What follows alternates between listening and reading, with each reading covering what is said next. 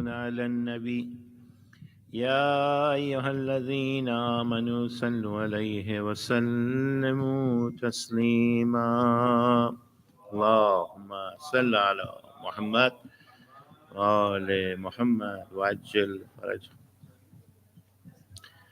أعوذ بالله من الشيطان الرجيم. بسم الله الرحمن الرحيم. واتخذوا من دون الله آلهة لعلهم ينصرون لا يستطيعون نصرهم وهم لهم جند محضرون فلا يحزنك قولهم إنا نعلم ما يسرون وما يعلنون أولم ير الإنسان إنا خلقناه من نطفة فإذا هم خصيم مبين وضرب لنا مثلا ونسي خلقه قال من يؤتي العظام وهي رميم قل يحيي الذي أنشأها أول مرة وهو بكل خلق عليم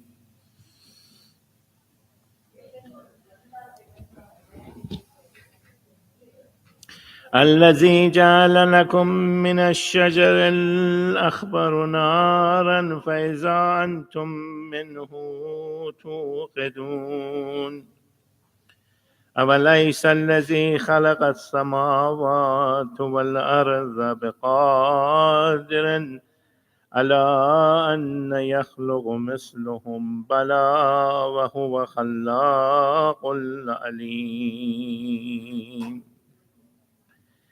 إنما أمره إذا أراد شيئا أن يقول له كن فيكون فسبحان الذي بيده ملكوت كل شيء وإليه ترجعون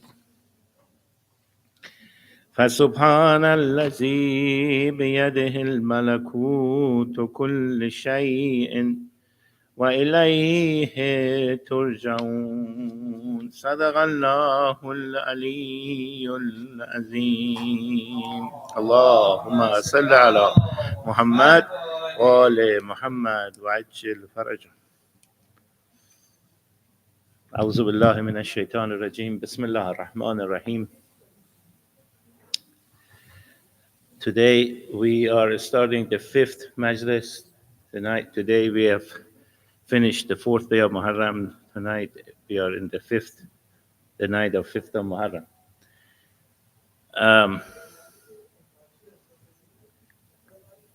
We are living in a day and age that each one of us is struggling to keep in the right path and keep our children in the right path.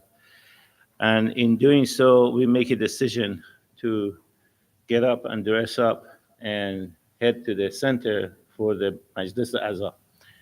So I had the chance today to spend a little time with Maulana, and I was saying, some of us, we don't understand where we are. We don't understand the space and the time and the Majlis. And who is the Sahib Azza? Sahib Azza is Hazrat Az-Zahra Islamic, and more than likely his son, Abu Salih Mahdi, Ajalallah Ta'ala, Farajah Imam Zaman. So in doing so, I always mentioned Hadith Kasa that when there is a majlis that the zikr khair of Aimeh and Ahl Bayt is in that majlis, the angels who will come and sit in this majlis. The same way I was involved since day one that the concept of this center came to mind, and I can safely tell you that back then, 20 years ago almost, Nobody thought that one day, one night, we gather here like last night, and 120 people do Aqama Namaz Jama'at. So everybody that in any way, shape, and form, in a small contribution or large contribution, if they give even 1 cent for this center, is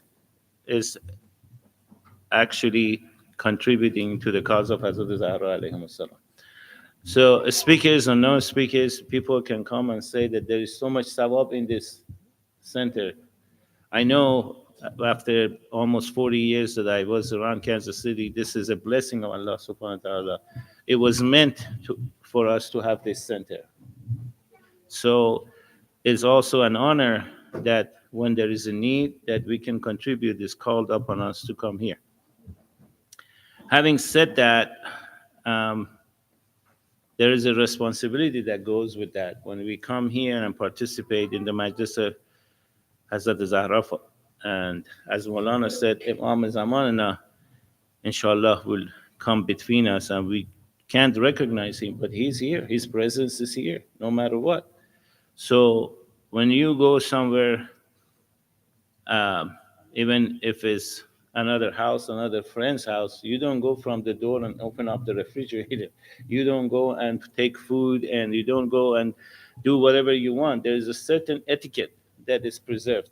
There's certain tradition. Each nation, each ummah has different tradition, which is okay. We decided back then, 20 years ago, to have a center, and it belongs to everybody. It belongs to Shia Ahl Bayt. It belongs to non-Shia Ahl Bayt. They're welcome to come and participate, to know about us, and we have to have tolerance. So those are the points that I want to talk and ask everybody to realize that where we are, our time, and what we should do, inshallah, to help each other, to unite, to defend against all the problems, all the turbulence, all the difficulties that our children, our youth, and our adults is going through, and help each other. So, inshallah, Allah subhanahu wa ta'ala first, and Rasulullah and Aimma Ahl Bayt will accept from us for participating in Azai Imam Hussein, and inshallah, learn and be able to teach that to the other, because zakat al-ilm is to teaching it to other people, and remind each other that where we are and what we should do. صدق الله العلي العظيم. اللهم صل على محمد وآل محمد.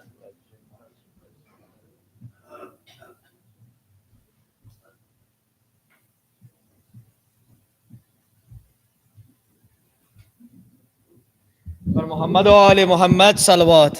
اللهم صل على محمد وآل محمد. For the love of the Holy Prophet and his holy family, please recite the second salawat. Allahumma salli ala Muhammad wa ali Muhammad. For the reappearance of our awaited Savior, please recite the third salawat. Allahumma salli ala Muhammad wa ali Muhammad wa ajil farajah. We continue with this journey with Imam Hussein alayhi salam, who is on his journey of love towards Allah subhanahu wa ta'ala. We come to the 4th of Muharram, where the camps of Imam Hussein alayhi salam have been asked to be vacated from the river banks. And the Marsiya that I'm going to recite tonight happens also around another river bank. And these are the children of Hazrat Muslim ibn Aqil. And these children have been taken prisoner, and they are let go from the prison, and tragedy strikes them. So the Marsiya describes the events that took place and what happened with them. Bar Muhammad wa ali Muhammad salawat. Allahumma salli ala Muhammad wa ali Muhammad. Ali सा भी न कोई आदिले ज़मान हुआ कि एक बाज़ो कबूतर का शियाना हुआ, मकी रहे न मका तरफ कार खाना हुआ, जमी उलट गई क्या मुनकलब जमाना हुआ, अंधेरी खबर थी और मैं था या अली वली, اندھیری خبر تھی اور میں تھا یا علی ولی، حضور آئے تو روشن سیاہ خانہ ہوا، رہا نہ کوئی 72 میں ظہر تک باقی، رہا نہ کوئی 72 میں ظہر تک باقی، حسین رہ گئے اور قافلہ روانہ ہوا، حسین رہ گئے اور قافلہ روانہ ہوا، ملانا اصغر نادا کو جام پانی کا، سراہی دار گلا تیر کا نشانہ ہوا، فراق شہ نہ صدمہ اٹھا سکینہ سے، فراق شہ نہ صدمہ اٹھا سکینہ سے، خلق سے جان گئی موت کا بہانہ ہوا، خلق سے جان گئی موت کا بہانہ ہوا، بھٹک کے راہ سے پیچھے کہیں نہ رہ جاؤ، بھٹک کے راہ سے پیچھے کہیں نہ رہ جاؤ، اٹھو انیس اٹھو قافلہ روانہ ہوا، علی سا بھی نہ کوئی عادل زمانہ ہوا، صلوات اللہم صلی علی محمد وآل محمد۔ پردیس میں مسلم کے یتیموں پر جفا ہے، دریا پہ قتل عدو لے کے چلا ہے، چھوٹا تو بڑے بھائی کا منہ دیکھ رہا ہے، زور اس کو مدد کا نہیں مشغول بکا ہے، بے رحم کے قابو میں ہے دونا ذوقے پالے، ہر سو نگرا ہے کہ کوئی آ کے بچا، ہر سو نگرا ہے کہ کوئی آ کے بچا لے، چھوٹے کو بڑا بھائی ہے بڑھ بڑھ کے بچاتا، ہر بار ہے مصحف کی طرف بیچ میں آتا، رو دیتا ہے کچھ کہنے کا موقع نہیں پاتا، بے ساختہ ایک بات زباں پر ہے یہ لاتا، سن حال غریبوں کا خدا کے لیے دم لے، اب ہم تیرے گھر میں کبھی آئے تو قسم، اب ہم تیرے گھر میں کبھی آئے تو قسم لے، یہ جرم ہے بن پوچھے جو آئے ہیں تیرے گھر، حجرے میں رہے شب کو بھی بیدار برابر، کرتے پھٹے گے سو کھچے سیلی لگی ہم پر، تکلیف بہت دے چکا اب چھوڑ ستم، تکلیف بہت دے چکا اب چھوڑ ستم گر، جنگل میں کہیں بیٹھ کے ہم رویں گے ظالم، منہ کر کے تیرے گھر کو ناپ سوئیں گے منہ کر کے تیرے گھر کو ناپ سوئیں گے ظالم، سنتا نہ تھا مظلوموں کی ایک بات ستمگر، دیتے تھے ندا زوجہ حارث کو یہ بڑھ کر، یہ جانتے تو ہم کبھی آتے نہ تیرے گھر، مہمانوں کو اپنے تو بچاتی نہیں مادر، چھڑوا دے کے پکڑے ہوئے زلفوں کو عدو ہے، اماں نہیں بابا نہیں جو کچھ ہے سو تو، اماں نہیں بابا نہیں جو کچھ ہے سو تو ہے، بالوں کو بکھیرے ہوئے وہ مومنہ تھی ساتھ، مظلوموں کو ظالم سے چھڑاتی تھی وہ خوش ذات، کہتی تھی خدا کے لیے کیا کرتا ہے بدذات، گئے پاؤں پسر رکھتی تھی گئے باندھتی تھی ہاتھ، بس بس کے زمین اب تو ہلی جاتی ہے ظالم، زہرا مجھے سر ننگے نظر آتی ہے زہرا مجھے سر ننگے نظر آتی ہے ظالم، ظالم نے تہ تیغ کیا زوجہ کو اس آن، یا فاطمہ کہہ کر ہوئی زہرا پہ وہ قرباں، دریا پہ عدو لایا انہیں پکڑے گریباں، دی تیغ غلام حبشی کو وہاں اریا، غصے سے کہا دونوں کو انگلی سے دکھا کر، ہاں کاٹ لے سر ان کا کنارے پہ تو جا، ہاں کاٹ لے سر ان کا کنارے پہ تو جا کر،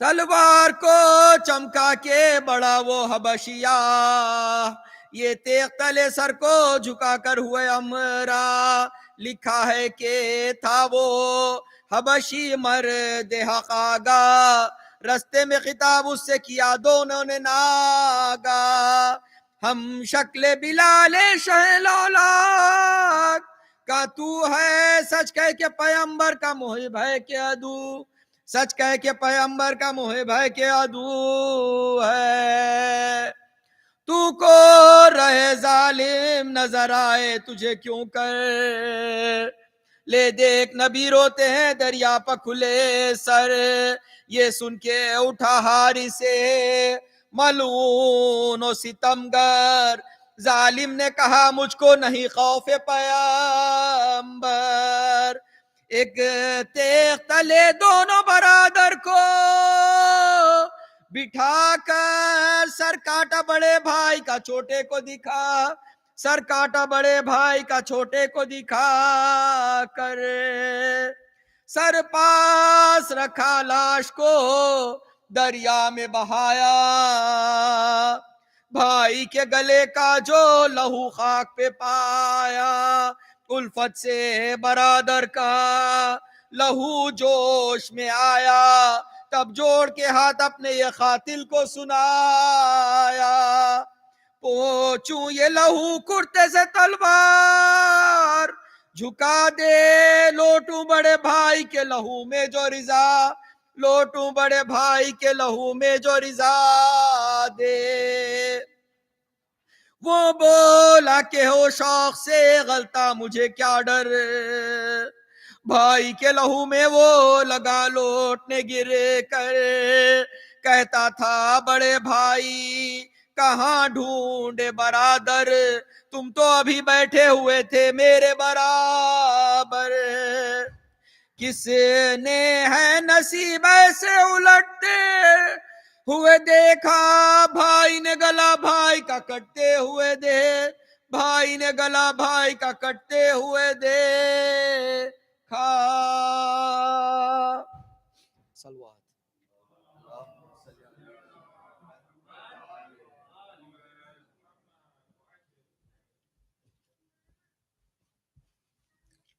صلوات اللہ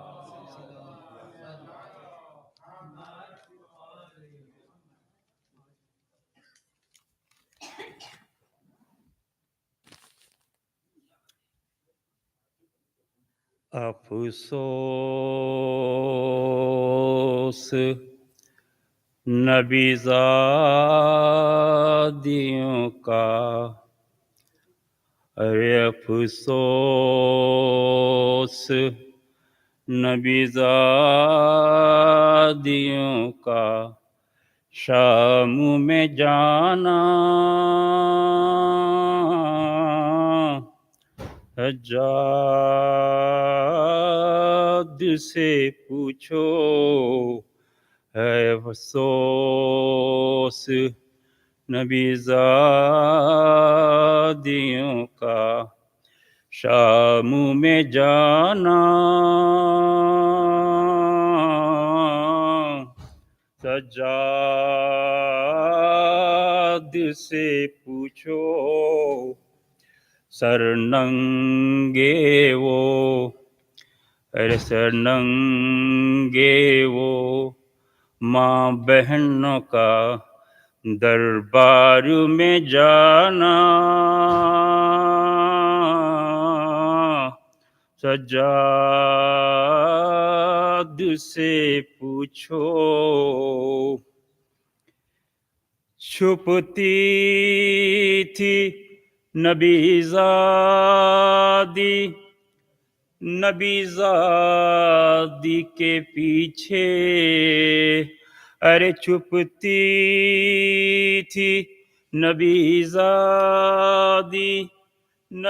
زادی کے پیچھے کس شرم و حیا سے اور شمر کا ان بیویوں کے نام بتانا سجاد سے پوچھو بیٹھے ہوئے دربار میں سب چھوٹے بڑے تھے ارے بیٹھے ہوئے دربار میں سب چھوٹے بڑے تھے سادات کھڑے تھے تشت میں سر تشت میں رکھا ہوا زینب کو دکھانا سجاد سے پوچھو جب دختر شبیر نے جب دختر شبیر نے زنداں میں قضا کی آفت کی گھڑی تھی وہ ننھی سی میت بندھے ہاتھوں سے اٹھانا سجاد سے پوچھو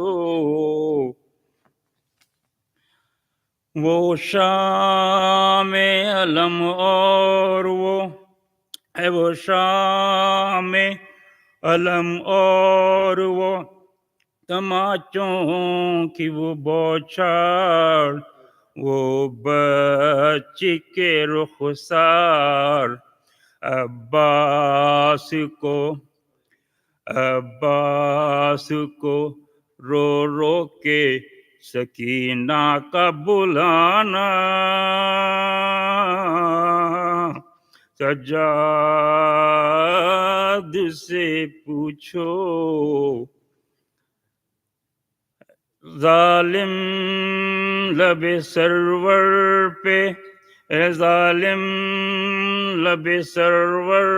پہ چھڑی مار رہا تھا وہ وقت عجب تھا اس وقت پھوپھی بہن سے اشکوں کو چھپانا سجاد سے پوچھو سر باپ کا گودی میں لیے مر گئی بچی غش کر گئی بچی سر باپ کا گودی میں لیے مر گئی بچی غش کر گئی بچی منہ باپ کے منہ پر سے سکینہ کا ہٹانا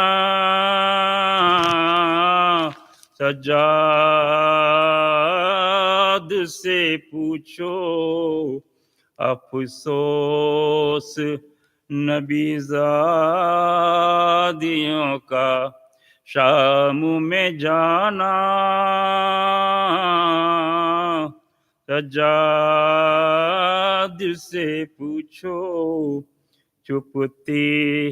چھپتی تھی نبی زادی नबीज़ादी के पीछे किस शर्म हया से और शिम्र का इन बीबियों के नाम बताना सजाद से पूछो सलवात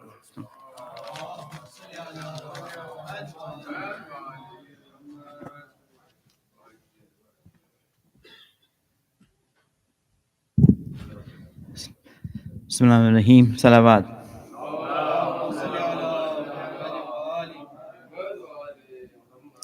So before we invite Maulana to deliver today's majlis, one quick announcement, and I will make this announcement again between the Maghrib and Fajr prayers. Based on lot of community members and discussed with the board, we have come for the policy for the Nohas. So we want to include everybody who wants to do it and be fair to everybody who wants to do that. So we came up with the policy, like I said, based on the reciters themselves and committee members about we will take turns so everybody have chance to do the Noha. And a lot of centers do this thing. We are doing this thing first. In most centers, nobody just can go up and do the Noha. They have pre-assigned reciters who do that voluntarily. They put down names or list or whatever, how they do it. So inshallah, starting from today, we will starting this thing that we have 5 Nohas, 2 Persian, 2 Urdu, and 1 open, depending on the reciters. And everybody will come to me after the program and they can put down their names for the day they want to do the recite. So everybody have opportunity to do Nohas. So somebody doing every day and some people not have a chance or they just shy and stay back saying let other people do it. So just to be fair to everybody. And I took the liberty today. I assigned 3 people for Nohas already. And I'm sorry, I don't want to sound arrogant, it's just being humble way of organizing things. I just put down 3 people's name, those who did not recite Nohas yesterday. So they were starting today. So I took that liberty. But from tomorrow, I will take the names of the people and make a list. It's first come serve. So just come to me about the name put down on the list after my list, so we can organize in a better way. And if we have time permits, I will take the liberty. If we have time permits and we extra reciter, we can do that. But again, it depends on time. But we have at least 5 Nohas, 2 Persian, 2 Urdu, and 1 open, depending on the request and volunteer for that day, inshallah. Second announcement is about we are offering a Muharram workshop for the kids from age 4 to 11, between 7:30 to 8:30. So if you have kids of that age and you want them to participate in the workshop, they can go to those classrooms. It will be starting today, inshallah, from 7:30 to 8:30, ages 4 to 11. So it's up to parents if they want their kids to sit here or go and attend that workshop for them. And we have one presentation by one of our young sisters, Sister Lena.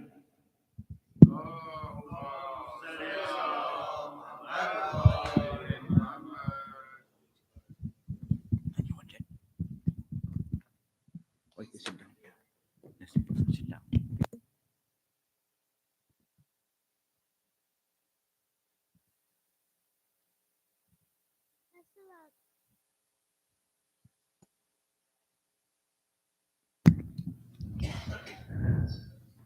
Assalamu alaikum. I will be reciting a poem about Ashura written by Maryam the Hoy. Let us remember the name of a master, Imam Hussein. Why is he special? What did he do? And why should he be important to you? The third Imam, the son of Ali, is widely known for his bravery. He lived in a time where evil was spread and the ruler wanted Imam Hussein dead.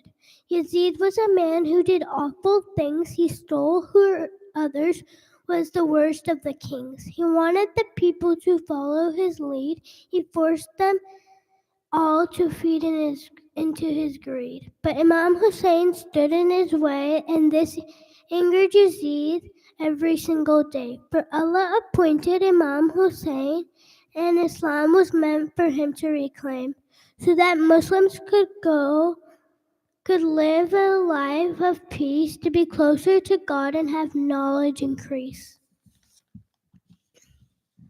But Yazid was thirsty for power and fame and created an army to enter Hussein. But Imam Hussein would never back down as he gathered the most pious Muslims around. Abbas, Akbar, Qasim, and Habib. These are the names that cause us to grieve. His army was small but ready to fight, never afraid to stand up for what's right. Yazid marched forth with thousands of men, a scene that would happen again and again. As history repeats, Ashura is a lesson that silence will never answer oppression. The struggle of Karbala continues today, where powerful armies cause people to stray. They will change the way the world appears and make us weak by presenting our fears. But we must remember Zainab's tears and raise to be God's volunteers. Salawat.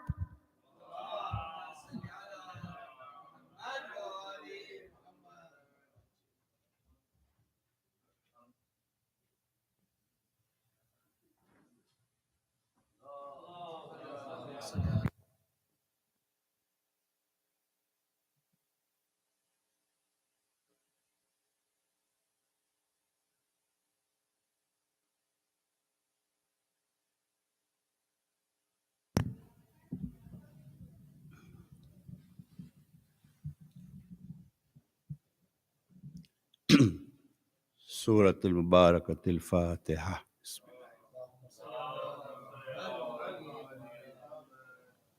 صلى الله عليك يا أبا عبد الله، صلى الله عليك يا ابن رسول الله، روحي وجسمي وأرواح العالمين لك الفداء، يا غريب ويا مظلوم كربلاء، ثم السلام عليكم يا أهل الأذى الحسين جميعا ورحمة الله وبركاته مع الصلوات. أما بعد فقد قال الله سبحانه تبارك وتعالى في كتابه المجيد: بسم الله الرحمن الرحيم، فانتظروا إني من المنتظرين. صلوات. Mu'mineen and Mu'minat, these are verses which we have been talking about for the last couple of nights. These are verses from chapter 7, verse number 71, in which Allah subhanahu wa ta'ala says, wait then, I too you will be among those who wait. Just to, now that we are actually in the middle of the conversation that we are going to have for these 10 nights, and we are today in the middle of it, just to recap what we have said so far, so that we are in one level.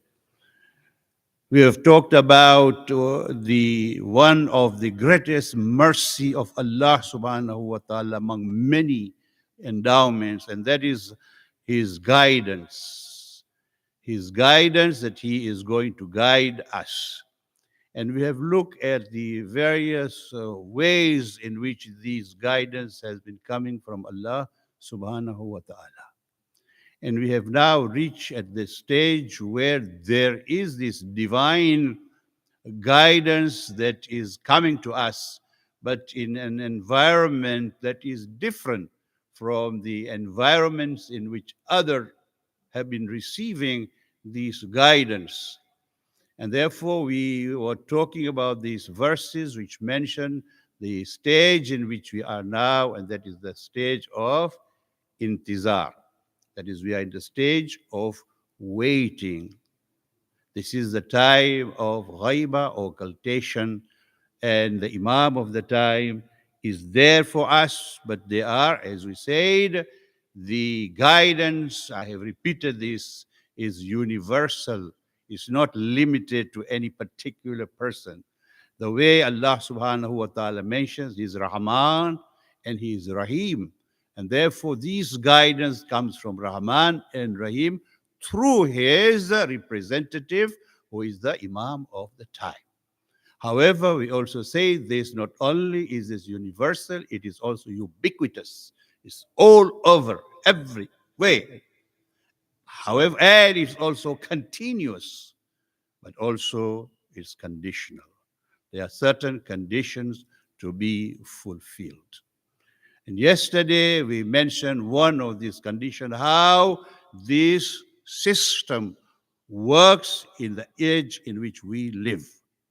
And we mentioned, therefore, one of it, and very important of it, is the link that we have with the Imam of the time. How do we do that? We mentioned yesterday, there are the 6 different ways. And one of these ways, as we said, is we talk with him, he answers us back. We talk to him, he talks back to us. And we have seen that this happens explicitly or implicitly. Explicitly means there are situations when the Imam himself appears to those who need him. And explicitly, implicitly is he does this through the gifts that he sent to us. And these gifts are in the form of letters that he has written, and most important, in the way of some of the supplications, these du'as that he has sent to us. One of these dua we mentioned is the one which we recite every night in the month of Ramadan, Dua Iftitah. It is one of those most powerful duas in which it mentions all the aspects. It is actually a structural letter given to us. This is what is expected of you. Do it. For heaven's sake, do it. This is that dua that we'll briefly look at it today. However, we must also mention 2 or 3 things that he has recommended personally. One is through Sayyid Rushdie, a man by the name of Rashid, and he called Imam at the time of most difficult times. Imam appeared to him and told him that when you are in difficulties, you don't necessarily should expect me personally to be there. Do these 3 things. What are the 3 things that he recommended? One is the prayers of Layl, what we call namaz-e-shab. Pray that. Number 2 is do ziyarat-e-jamia kabira. Third thing is do the amal of Ashura, ziyarat-e-Ashura. You do these 3 things, and I will be there to help you. If not physically, you'll still get a help. Then there is another, there's one greatest personality, Ayatullah, and he relates, again, there's no time to go into the details, he got lost on his way from Samarra. He was going to Talab, and he got lost, and he's about to die. And therefore, he calls the Imam of the time. The Imam comes to him again, he gives him one advice. Do the tasbih of Az-Zahra salawatullahi alayha. That tasbih is very, very powerful, which is recommended to be recited after every prayers. But when we recite it, also we have to understand, we have to do it like we pray to Allah subhanahu wa ta'ala. So when you do it, when you do Allahu Akbar, Allahu Akbar, Allah, you have to think, what is this Akbar about it? In your mind, think, why is the Akbar? And then you do up to the Subhanallah. We have, but unfortunately, I mean, I'm not trying to fault anybody, myself, or sometimes we do it very fast. See, there is a sawab in it, but we may not be getting the full benefit. So this is what the Imam did to us. And now today, the second thing is, this is what we have to deal with the Imam. I mentioned yesterday, there's 6 things that we have to do, basically. But then the Imam replies, and the reply is in this dua. that he tells them there are certain things that you as individuals have to do also. How? So that then there is that inner growth, there is the spiritual growth. That's also part of the guidance of Allah subhanahu wa ta'ala. Physically, we will all grow. At the time I was very young, today I'm very old. Like a lot of you, when I came here many years ago, they're young kids. Today they've grown up, some of them have careers to do. So physically, the system is you will grow, but mentally, spiritually, you need to grow. And now, as the Imam says, during this era, one of the greatest challenges, and this you all know this, the generation. The problem with us is we manage it. Our children, our generation. That is the biggest challenge of this time is in that area. You all know what I'm talking about. The father can be as much as a pious person, but children will not be like their fathers. We expect them to be like us. It's not going to happen. Therefore, what do we do in a situation like this? Follow the advice of the Imam. And therefore, in this dua, Imam alayhi salatu wasalam mentions a few things. First of all, he says, Allahumma arraftana min al-haqqi fahammilna wa ma kasarna anhu faballighna. Oh Allah, what you have made known to us, the truth. That's the guidance.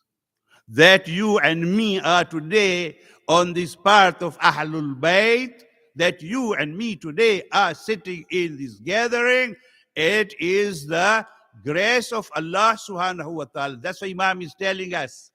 That you are here, that you are our followers. That is the truth. Therefore ask Allah, help us bear on it, stay on it. And then he says, and what we fall short of, make us reach. We have so far reached to this stage, but this is not the end of it. There's something else that is expected out of us. What is it that we should do? Ya khayr al-mas'ulin wa awsa al-mu'tiin. Ishi bihi sudurana wa azhib bihi ghayza qulubina. Now he is mentioning the shortfall of us all during this time. What is it? He says, oh, the best of all those who ask. Ya khayr al-mas'ulin. Ya Allah, you are the best of givers.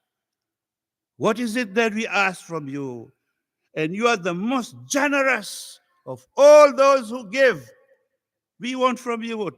Now comes the basis of it. Through him, cleanse our chests, remove the stains of anger and hatred. These are the two things, Imam says, are the basis of all the problems that you will face. What is it? Ego. We have ego. Why does one get angry? Why do one get angry? When two people talk, one person makes the other feel that he is less important. Maybe he doesn't intend it, but the other party thinks that he is being treated as like he is, he is treating me like this. Me? And this man is talking to me, and he's saying this to me. See, that to me immediately. That anger is there immediately. That you begin to feel anger, and this is how Shaitan works on it. You feel anger, and what is the consequence of that anger? Imam says here. That is a stain in the heart. Anger, and there comes, therefore, Imam says these are the two things. One is anger, and the second thing is hatred. This is the result. When there is this anger, the result of anger then is that hatred. You start having that hatred towards whoever is with you. It can happen in all the places. Imam Amirul Mu'mineen Ali ibn Abi Talib was asked, how come there are no problems with the other communities, with whatever, I'm not going to mention those communities, that they are all sitting there and making all the things they want to do, they press peaceful, everything is fine with them. How come it is problem with us? Amirul Mu'mineen says, why would shaitan go to them? They do whatever the shaitan wants them to do. Shaitan will come to you people because you are on the path of Allah. Therefore, shaitan will come to you. And therefore, now we have to do something. This is what Imam says. Now, to get, first of all, start with this anger. Learn how to control your anger. If you control your anger, then the second thing that will happen is you will have control over this hatred. With the anger, these are the two things Imam mentions. And then he says, to do that, 19 things he mentioned in this dua. 19 things. All concern us, very simple things. But these are the things that is expected if we are to survive in this era, in the West in which we live. 19 things, simple things. If we read one salawat, we'll briefly look at these 19, as many as we can, if we can make it, because we have to time restriction also. And I will avoid reading the Arabic part of it. So those who want to see the Arabic part of it, I'll show you later on. The dua is very famous. All of you know about it. So he says, Ya Allah, then, through him, who? The Imam of the time. We have made all this connection, we said with him. 6 things we have done with him. Now, through him, we want this now to happen to each one of us, so that we grow internally, we grow spiritually. What is it? Number 1, put order in our affairs. In the day-to-day activities that we do, make that be, there is an order in it. There is a system in it. There is a discipline in it. This is the reason why those brothers who are late here, right at the beginning, the Sayyid here, Mustafa Bhai, was explaining this. The president, the head of the center here, he was explaining it to this. That there has to be a discipline, there has to be an order in things that we do. And we have to accept some of this disciplinarian measure. Why? For reasons that Imam is mentioned. Therefore, if you don't put these matters in order, there's going to be conflict. There's going to, and that is anger and hatred will start there in the community. Shaitan is there, he's trying to make it happen. Therefore, Imam said, make sure you maintain order in your affairs. There is a discipline, and this discipline has to be adhered to. Therefore, if you are to do that, then Imam says the second thing that you have to do, what is it? Gather and unite yourselves. Don't get yourself divided. Don't get this ethnicity get into us. And very much I see here, unique in this sentence, that ethnicity is not there. You see the Urdu speakers, you see the English speakers, you see the Persian speakers, you see all different speakers. Swahili speaker, I'm a Swahili speaker myself. So many things. Make all of you Shia brothers, the fellow of Ahlul Bayt, stay together. He says, join together, unite in how? In flocks, like what we do here in this Hussainiya. Not sitting at home and listening to, there's a virtue in that. But Imam says the virtue lies in you being in flocks, being together wherever you can. Then the third thing Imam says is join together when there is separation. And this happens today, there are partners who fight, there are brothers who fight, the family feuds, there are so many problems. Engage yourself, find out how best you can end this separation. You can end these divisions in families, in communities, in try to bring together all these flocks together and remove this separation. Do not separate yourselves.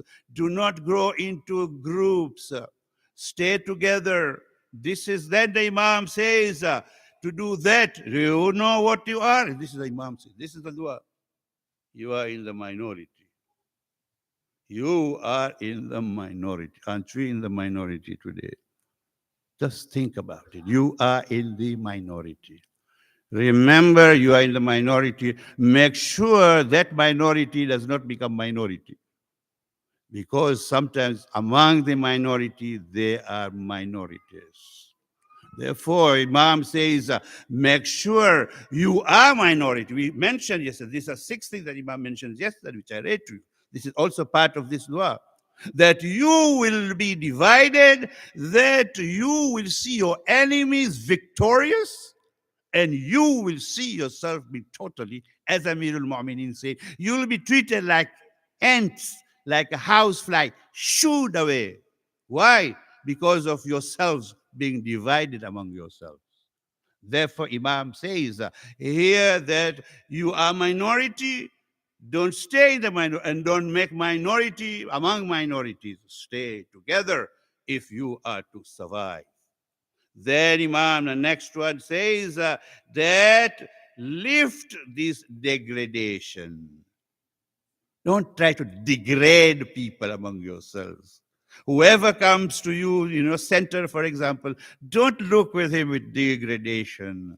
There may be some shortfall. There may be the way they are not dressed the way we expect them to do, the way they may be behaving. Different cultures are different things. And therefore, when he says, Imam says, that don't try to degrade anyone, don't look down upon anyone. You do not know his position, her position is in the eyes of Allah.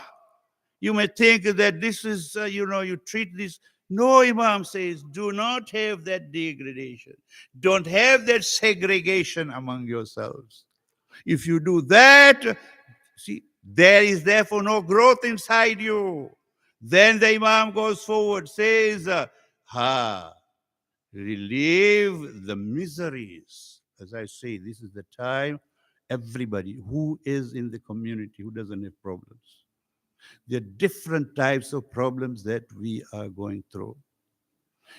As I've said, one of the greatest problems is to raise children in this environment.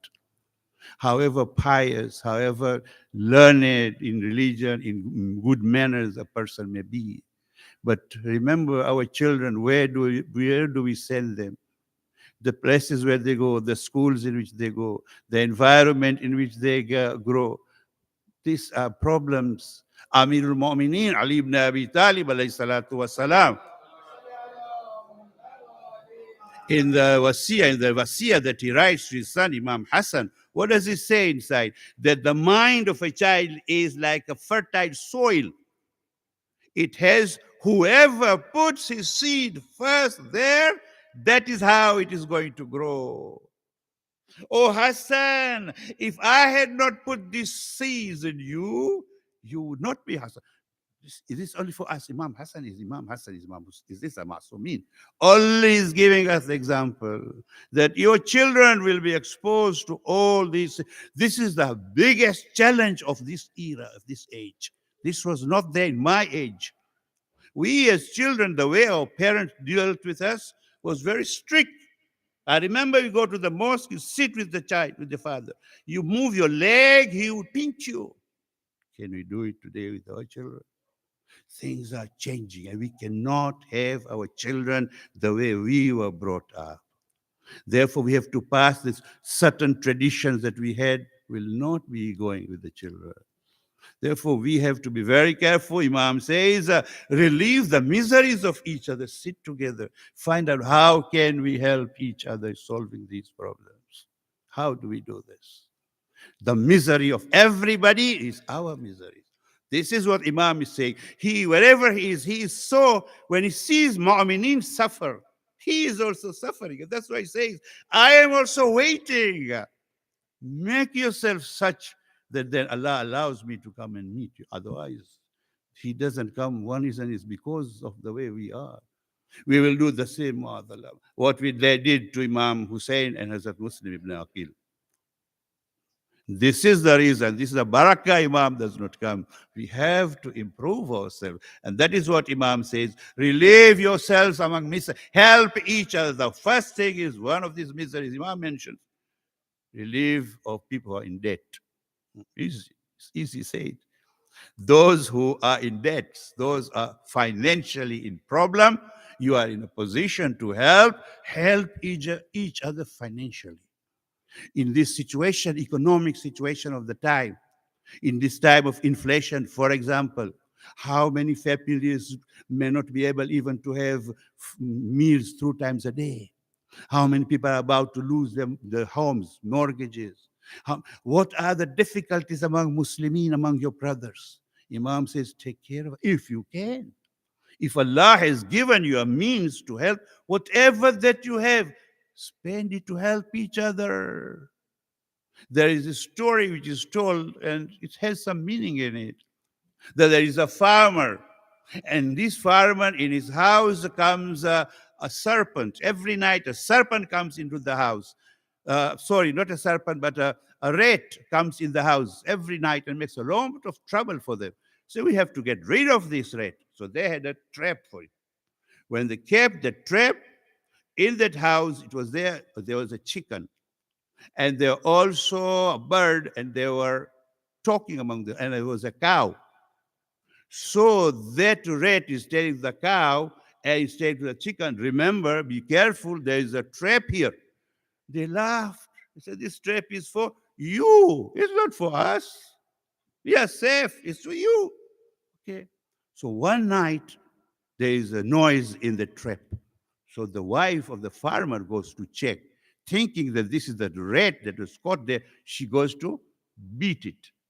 Instead, it was a serpent inside, got caught up. She beat her. She became sick. So they called the doctor at that time. He says, the only solution is we have to give her soup. We have to give soup. So how do we get soup? We have a chicken at home. So what did they do? They slaughtered the chicken, they made the soup, and the lady gave her soup. After a while, she passed away. So people came to bury her, and they came home. There has to be a food. What did they do? They slaughtered the cow. That rat is still there alive. This is our position. This is what the Imam is telling. Don't think you are so comfortable wherever you are. When it is going to hit you, you don't know. Therefore, do something. Relieve those who are going through these difficulties, not knowing that they may be the ones who later on will help you. Help each other. That's what Imam is saying. Then the next Imam is saying is, remove poverty among yourselves. Work, create job employment. If you are in a position, you can help your brothers find good job for them. Get good jobs for them. Create job. Create job within your communities. Find out ways of uplifting your economic standards. Don't stay, say, because we are, Allah will give us everything, and no, that we go all the time to the mosque. No, no one tells you to come to the mosque every time. We want you all to have careers. We want to have this community, all doctors, and every branch of this society, we want it to be there. Then we can help each other. Therefore, this is what Imam is training us. Train your children, but make sure also that they are also linked to you. That we today may have a very good doctor, but if he is not on the path of Ahlul Bayt, so he's a good doctor, but see, we lose. This is what Imam is saying. These are the areas in which you have to work, each one of you. Then the Imam says, next one is fill the gaps in your confusion. When the community is in confusion, doesn't know what to do, guide them. Whoever is possible to guide. A child does not know which course to take in the university. You are a good person. Guide that person. That confusion, remove that confusion. Those who want to go into business, help them. What we do is, if he is in business and if I go teach him, he would steal away my business. No. This is what Imam, wherever there is an area of confusion, go help, create a situation where that confusion is cleared. I'll go fast. The next one says, ease the difficulties of others. If there are difficulties in the situation, different types of situation, different difficulties, Imam says, do help as much as you can. And we see it here in our center. Comes somebody who is weak. Go help him. Yes, sit with him. Talk with people. This is the area right now. The problem, I don't know about here, but we in New York are told that the problem is depression. And children commit suicide. Why? Because a lot of them have these mental difficulties. Try to understand, try to see community work, provide them with counseling. Have people in the community who are capable of doing this, so that you find out children who come here, somebody is in difficulty. You look at his face, you know this child is in difficulty. Organize such a way that people can come, Imam says, that can sort out the difficulties. And then he says, Allahu Akbar, Allahu Akbar. Brighten your faces. When you meet mu'mineen, say salam to them. Laugh, smile. Don't go around like as if you are a whatever. No. Behave in such a way that when mu'mineen see you, they are happy about you. They can come to you. Make yourself available, whatever area in which you can serve. Be yourself so much that if people look at you, they say, this is man who can help me.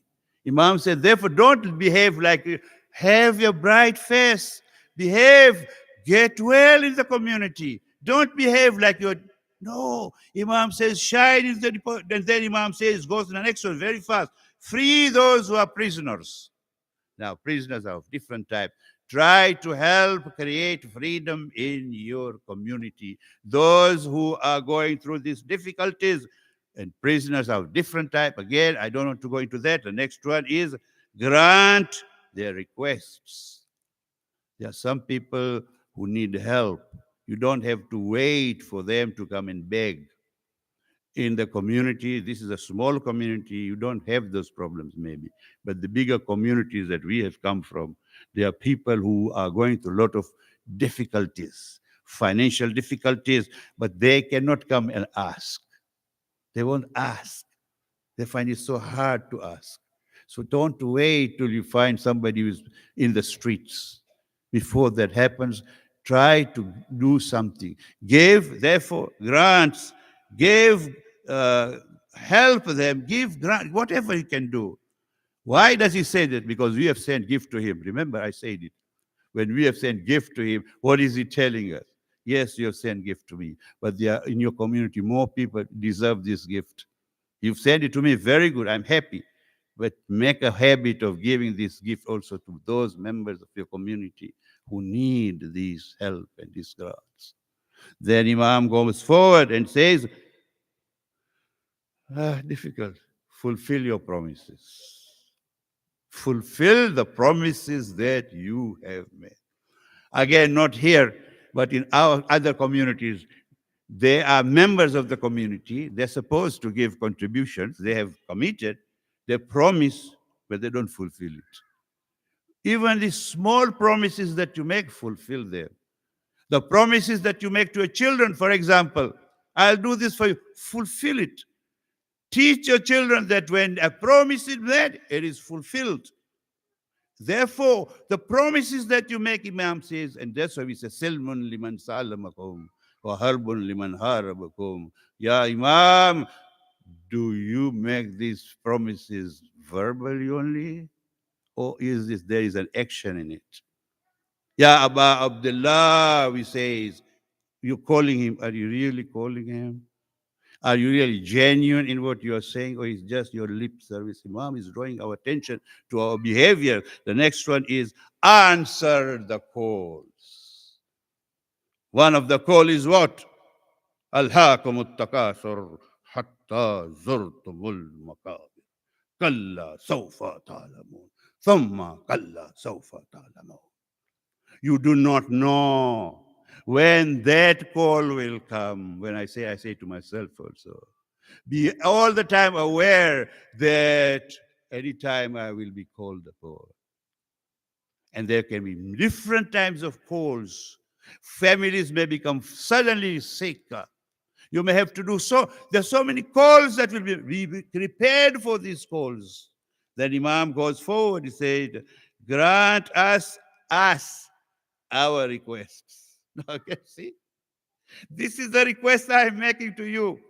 Give this, do it.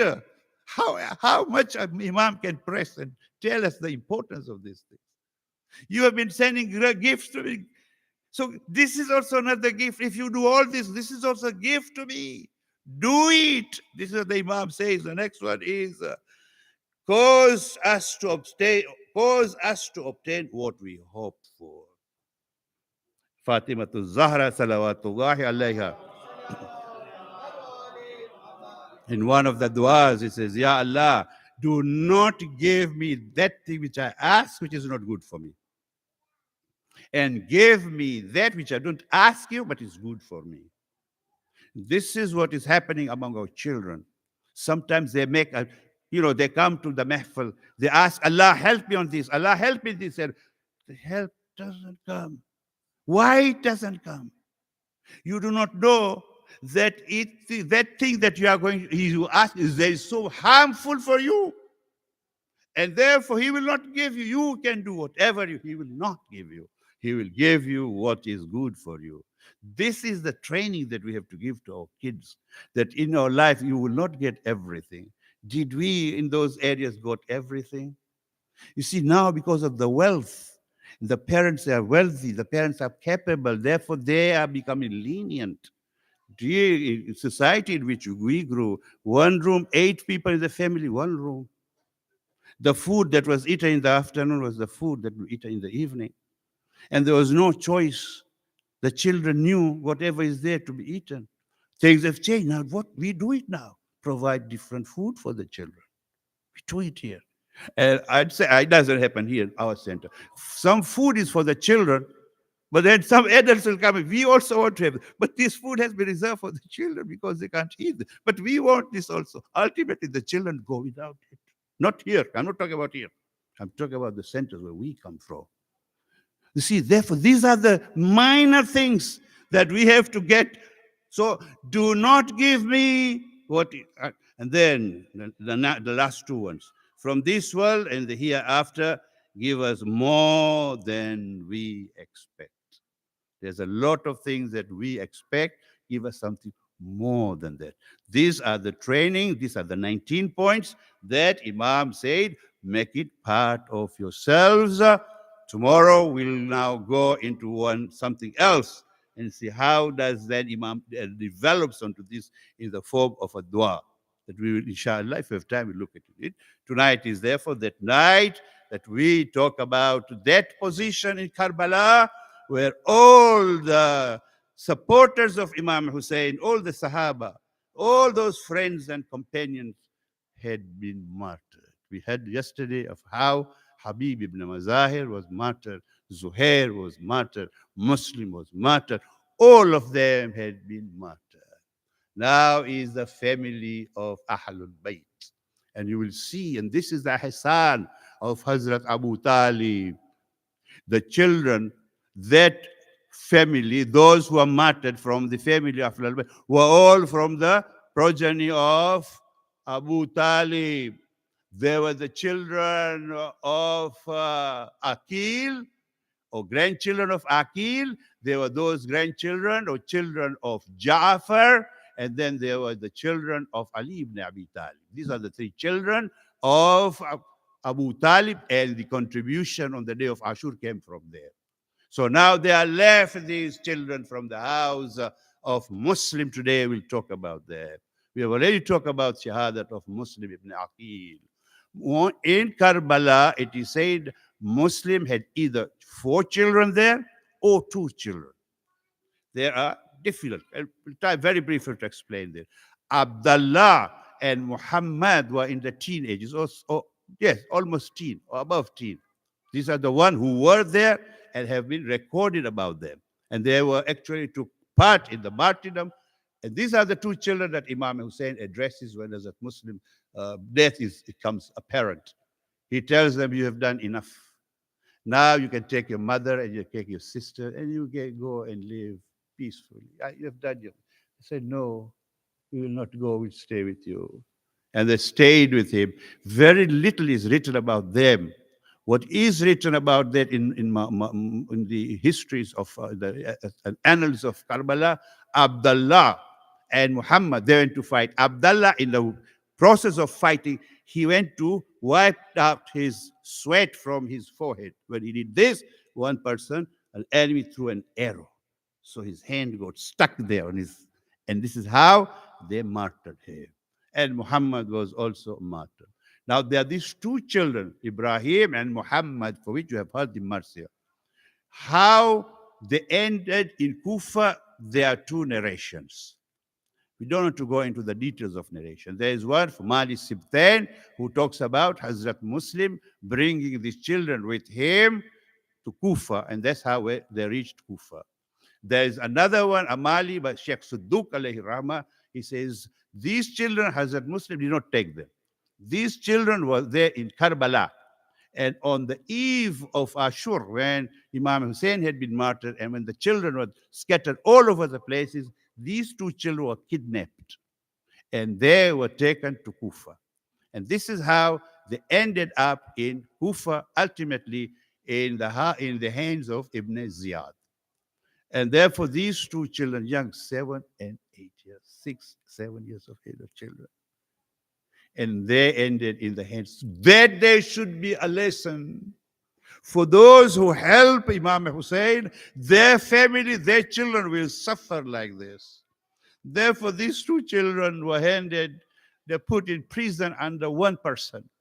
And they stayed in this prison for over a year. The family of Imam Hussein came to Kufa. They were taken to Sham. They were in different prisons. These two children were in a different prison. And they stayed in this prison for over a year. And the situation in this prison, Ibn Ziyad was make sure they don't die, but starve them so that others should know what will happen to their children if they support the mazhab of Ahlul Bayt.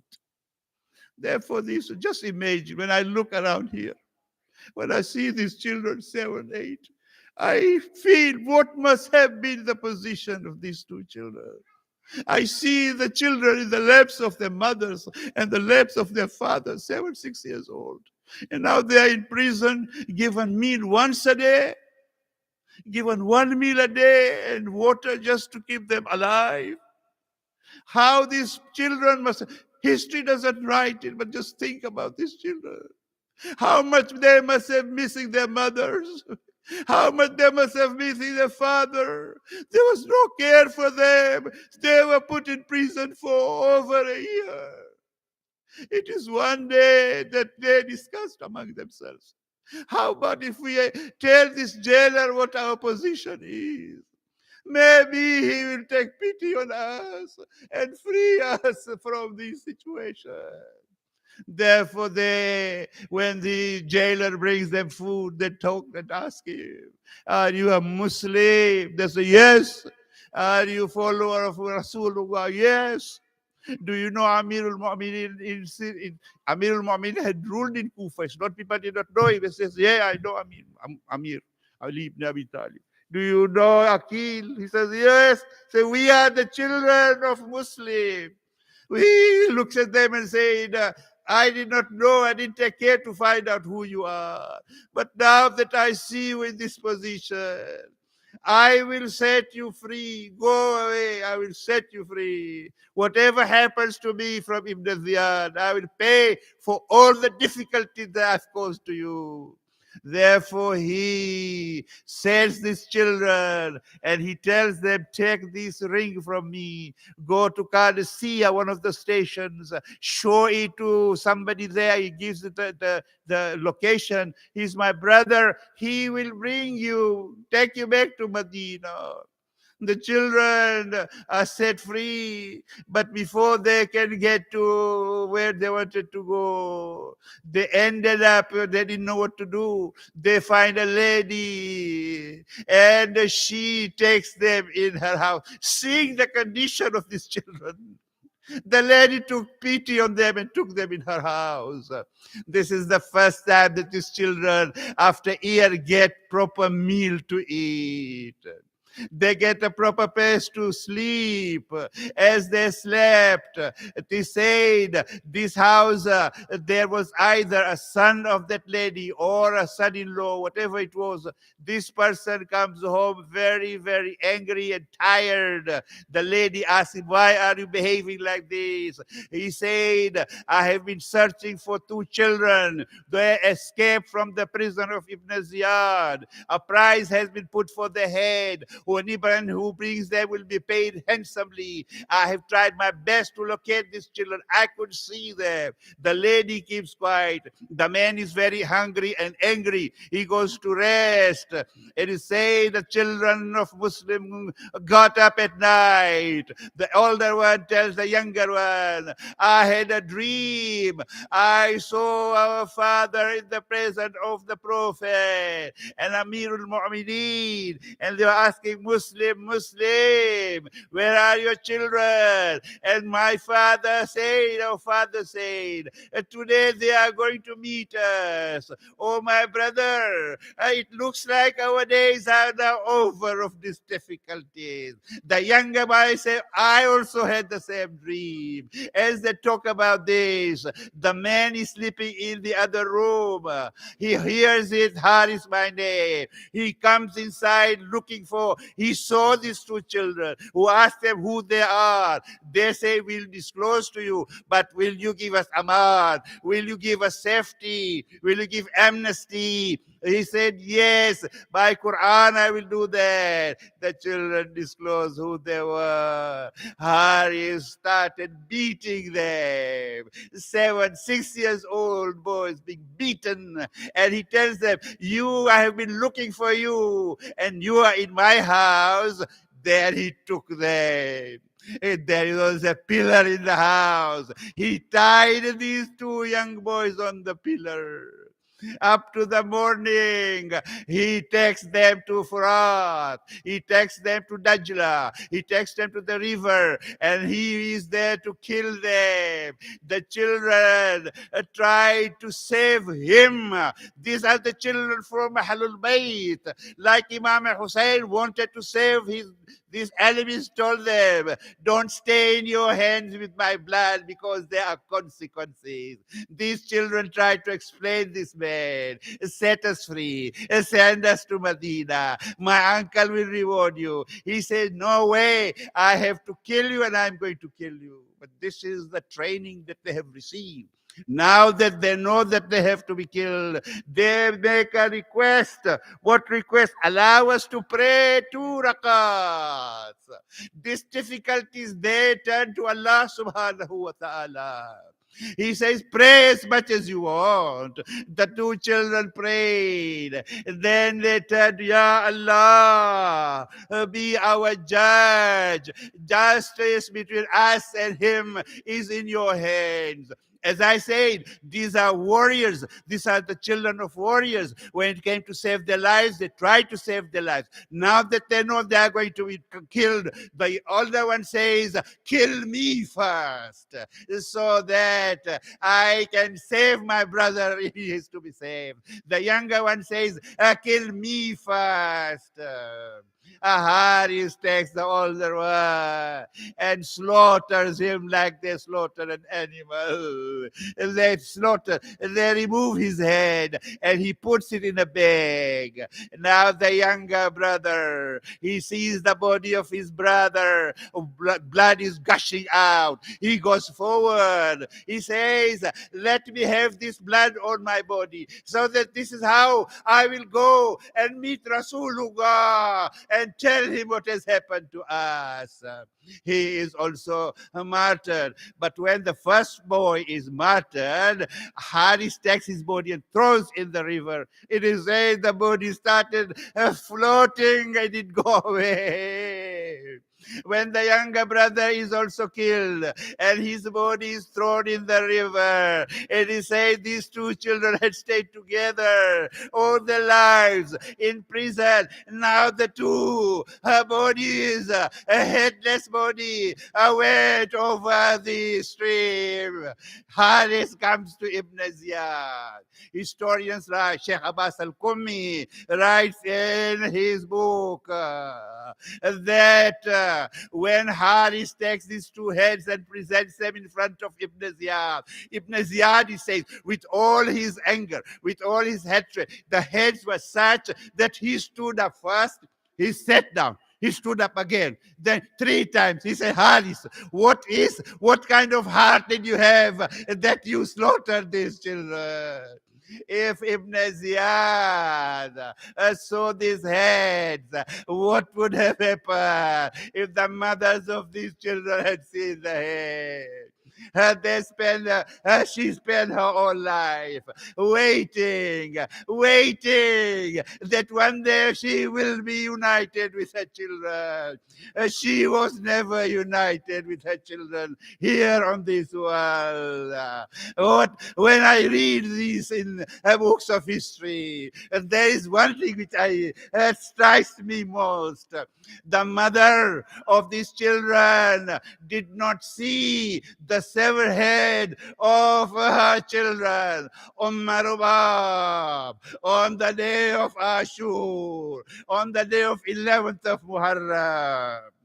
These forces of Yazid, when they were counting the heads, they found out one head was missing of a child whom Imam Hussein had brought to the battlefield. They said, we have to find this head. Abu Ayyub by name went into the battlefield with his spear. He started digging all the places. Ultimately, the body of Ali Asghar was raised on the spear. Rabab was watching it. And they slaughtered Ali Asghar in the presence of his mother Rabab. ألا لعنة الله على القوم الظالمين إنا لله وإنا إليه راجعون ماتم حسين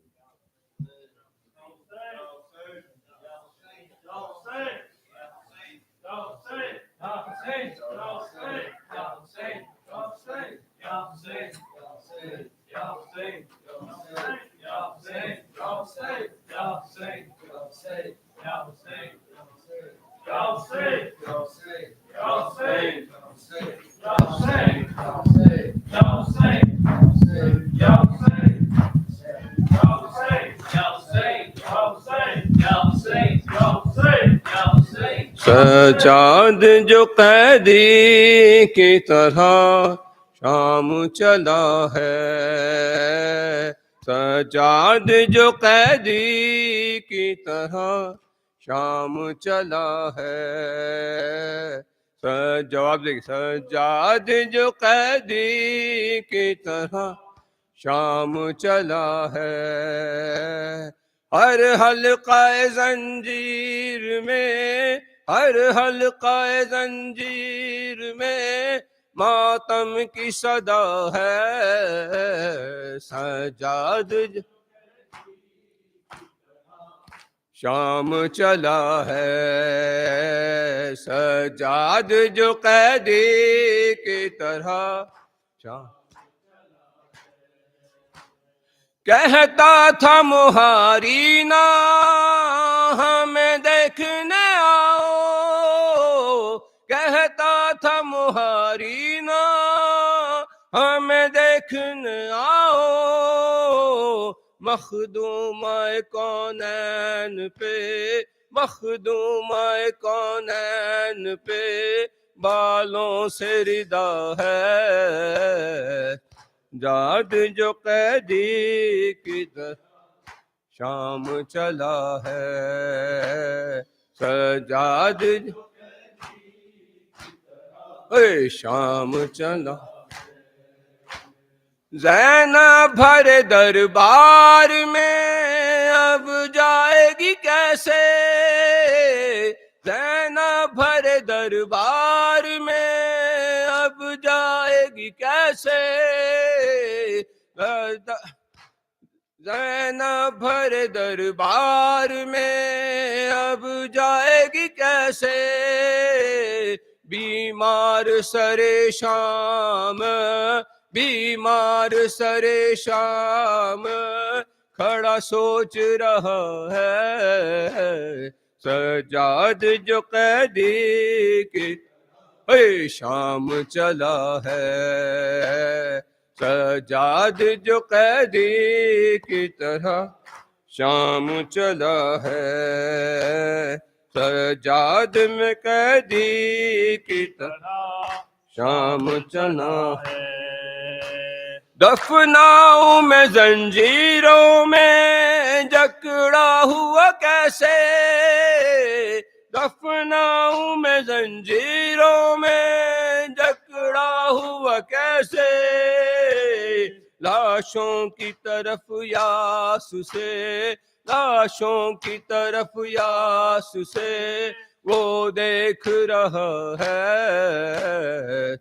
جاد جو قیدی کی طرح شام چلا ہے، سجاد جو قیدی کی طرح شام چلا ہے، بدلی ہے ضعیفی میں عابد کی جوانی، بدلی ہے ضعیفی میں عابد کی جوانی، امت نے یہ مظلوم پہ، امت نے یہ مظلوم پہ کیا ظلم کیا ہے، سجاد جو قیدی اے شام چلا ہے، سجاد جو قیدی کی طرح شام چلا ہے، ہر حلقہ زنجیر میں، ہر حلقہ زنجیر میں ماتم کی صدا ہے، سجاد کی طرح شام چلا، یا حسین یا حسین یا حسین یا حسین۔ جهت تعجیل در ظهور آقای امام زمان صلوات.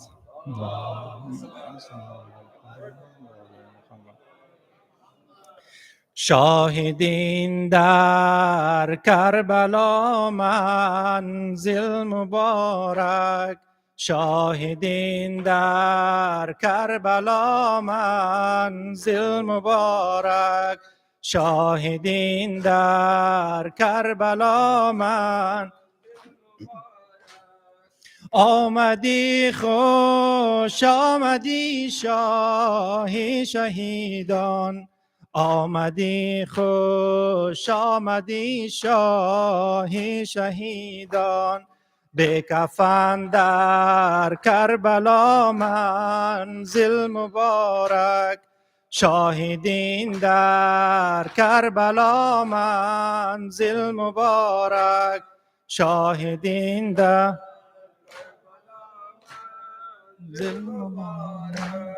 شاهدین در کربلا من آمدی خوش آمدی شهزاد اکبر، آمدی خوش آمدی شهزاد اکبر، اهلا سهلا مرحبا منزل مبارک، شاهدین در کربلا من شاهدین در شاهدین در کربلا منزل مبارک، آمدی خوش آمدی شهزاد قاسم، آمدی خوش آمدی شهزاد قاسم، زیر سم اصفها منزل مبارک، شاهدین در کربلا من زل مبارک شاهدین در کربلا منزل مبارک شاهدین در آمدی خوش آمدی شهزاده اصغر آمدی خوش آمدی شهزاده اصغر تشنکامی کربلا منزل مبارک شاهدین در کربلا من شاهدین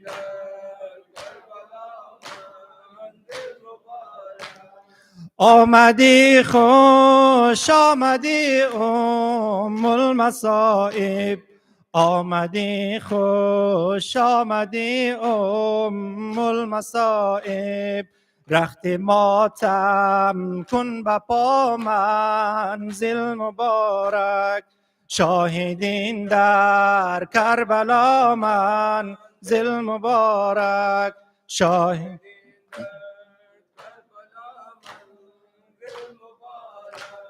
آمدی خوش آمدی رقیه جانم آمدی خوش آمدی رقیه جانم به حسین از کربلا منزل مبارک شاهدین در کربلا منزل مبارک شاهدین در کربلا منزل مبارک یا حسین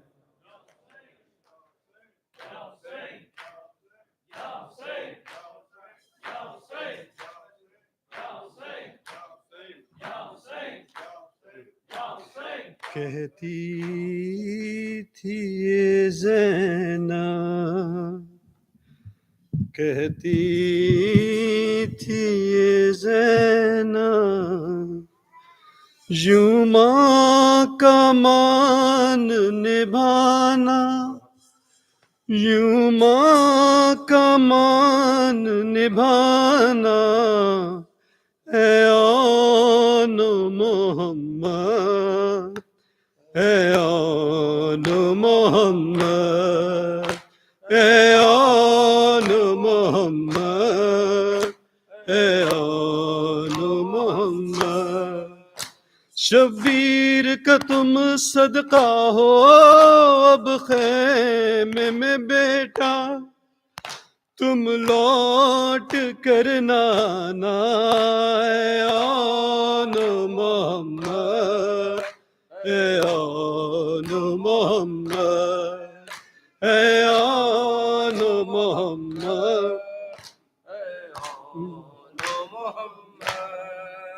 ہے ماں کو یقین تم ماں کی بات رکھو گے یہ یاد رہے خیمے میں پیاسے بچے دریا پہ اگر جانا ہو سہروز کے پیاسو تم پیاس نہ بجھانا اے آن محمد اے آن محمد اے آن محمد ہر حال پہ تم پر لازم ہے شکر خدا کا اے شہزادو ہے صبر تمہارا ورثہ فرزند ہو تم زینب کے شکوہ نہیں کرنا جب زخم کوئی کھانا اے آن محمد اے آن محمد اے آن محمد کیوں ہم پہ ستم کرنے کے لیے آئے ہیں یہ بدر و احد کے बदले के लिए आए हैं, लाजिम है रज़ज़ से पहले मैदान में तुम पर मदहे अली सुनाना है आनो मोहम्मद, है आनो मोहम्मद, है आनो मोहम्मद, है आनो मोहम्मद। उस वक्त सरहाने आएगी मादर मेरी, मेरे दिल की यही ख्वाहिश है, उस दम मेरी माँ से जख्मों को तुम छुपाना, ऐ आनो मोहम्मद, ऐ आनो मोहम्मद, ऐ आनो मोहम्मद, ऐ आनो मोहम्मद। या हुसैन, या हुसैन, या हुसैन। خوشنودی شهدای دشت کربلا اجماعاً صلوات بلند ختم کنید.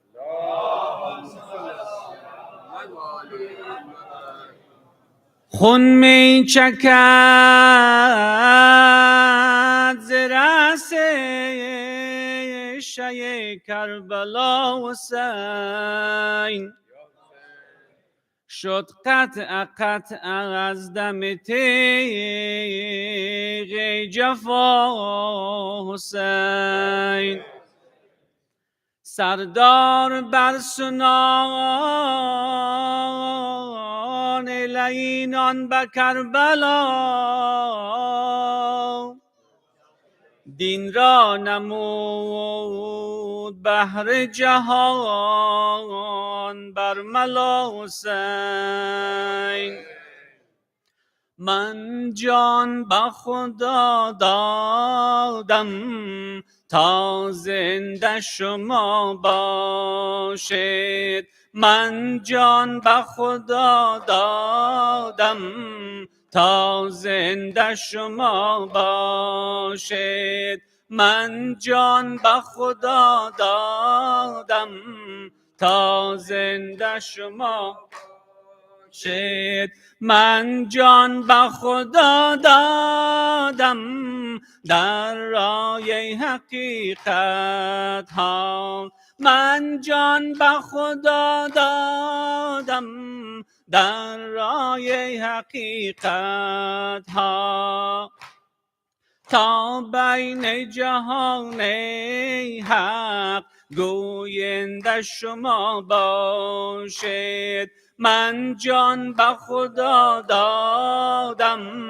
تا زنده شما باشید، من جان به خدا دادم تا زنده شما باشید، من جان به خدا دادم پاینده بود اسلام در نزد خداوندا، در نزد خداوندا هر زنده شما باشید، من جان به خدا دادم تا زنده شما باشید، من جان به خدا تا زنده شما باشید، من جان به خدا دادم عاشق سر و جانم را در بین جهان عشق، در بین جهان عشق رخشنده شما باشید، من جان به خدا دادم تا زنده شما باشید، من جان به خدا دادم تا زنده شما باشید، من جان به خدا دادم تا رحم خدا آید در روزه محشر دارنده شما باشید، من جان به خدا دادم تا زنده شما باشد. من جان به خدا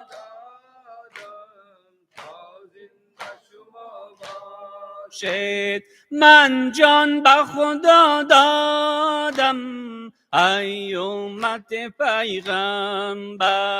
در بهشت جهان افروز دارنده شما باشد. من جان به خدا دادم تا زنده شما باشد. من جان به خدا دادم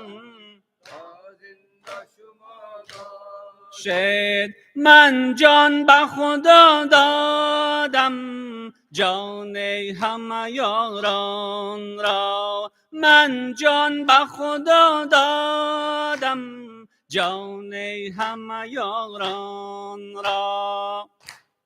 تا هست و جهان دین، تا هست و جهان دین، تا بنده شما باشد. من جان به خدا دادم تا زنده شما باشد.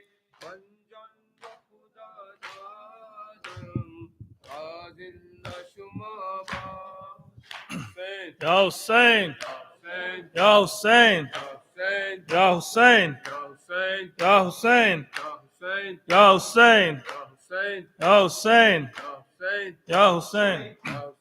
ہو گئی شام دھواں لوری دیتی رہی ماں. ہو گئی شام دھواں لوری دیتی رہی ماں. ہو گئی شام دھواں لوری دیتی رہی ماں. ہو گئی شام دھواں لوری دیتی رہی ماں. جھولا جلتا ہی رہا جھولا جلتا ہی رہا جھولے سے لپٹی رہی ماں. ہو گئی شام دھواں لوری دیتی رہی ماں. ہو گئی شام دھواں لوری دیتی رہی ماں. کانپتے ہاتھوں میں سوکھے ہوئے ساغر کو لیے. دھوپ کی گود میں یادیں علی اصغر کو لیے. سائے میں آئی نہیں سائے میں آئی نہیں دھوپ میں بیٹھی رہی ماں. ہو گئی شام دھواں لوری دیتی رہی ماں. ہو گئی شام دھواں لوری دیتی رہی ماں. ہو گئی شام دھواں لوری دیتی رہی ماں. پیاس بڑھتی رہی سوکھے ہوئے سارے ساغر. کان دریا کی طرف تھے علی اصغر پر. پانی بہنے کی صدا پانی بہنے کی صدا خیمے میں سنتی رہی ماں. ہو گئی شام دھواں لوری دیتی رہی ماں. ہو گئی شام دھواں لوری دیتی رہی ماں. ہو گئی شام دھواں لوری دیتی رہی ماں. ہو گئی شام دھواں لوری دیتی رہی ماں. لاش اصغر کو لیے شام میں اٹھتے رہے شاہ. لاش اصغر کو لیے خاک میں اٹھتے رہے شاہ. در خیمہ پہ جا کے پلٹتے رہے شاہ.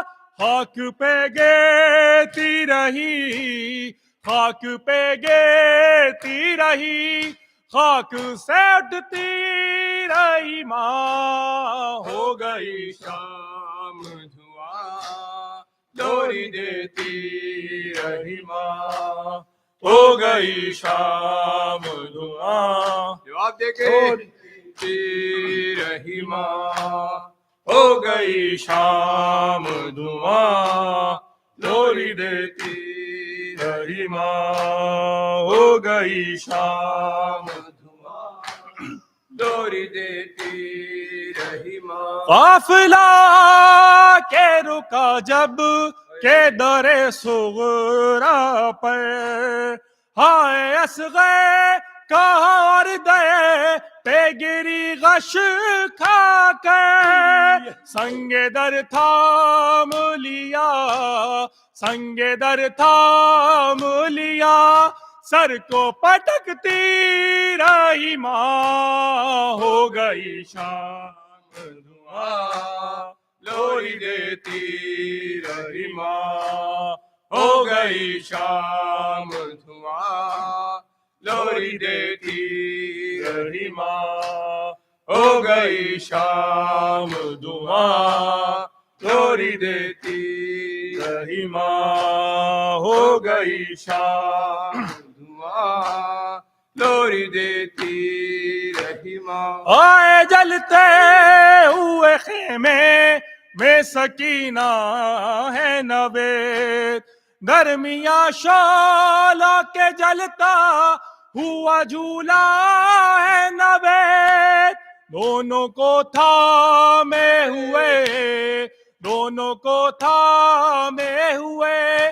آگ میں جلتی رہی ماں ہو گئی شام دھواں لوری دیتی رہی ماں ہو گئی شام دھواں لوری دیتی رہی ماں ہو گئی شام دھواں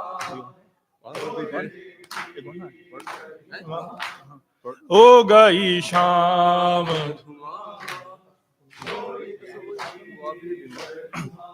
وہ عابد بیمار تھا وہ بیمار تھا چلنے سے جو لاچار تھا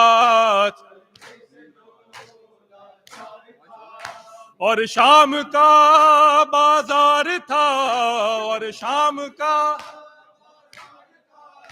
اور مصطفیٰ کی بیٹیاں مولا حق امام یا حسن یا حسین مولا حق امام یا حسن یا حسین یا حسین یا حسین یا شبیر کی وہ لاڈلی شبیر کی وہ لاڈلی سینے پہ جو شاہ کے پلی سینے پہ جو شاہ کے پلی جس کی ابارن میں جلی جس کی بارن میں جلی منہ پر تماچوں کے نشان مولا حق امام یا حسن یا حسین مولا حق امام یا حسن یا حسین وہ اصغر بے شیر تھا وہ اصغر بے شیر تھا اور ہرملا کا تیر تھا اور ہرملا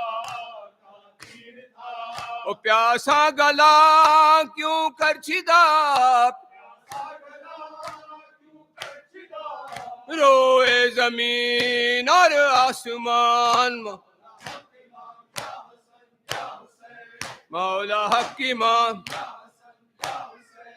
شام غریباں آ گئی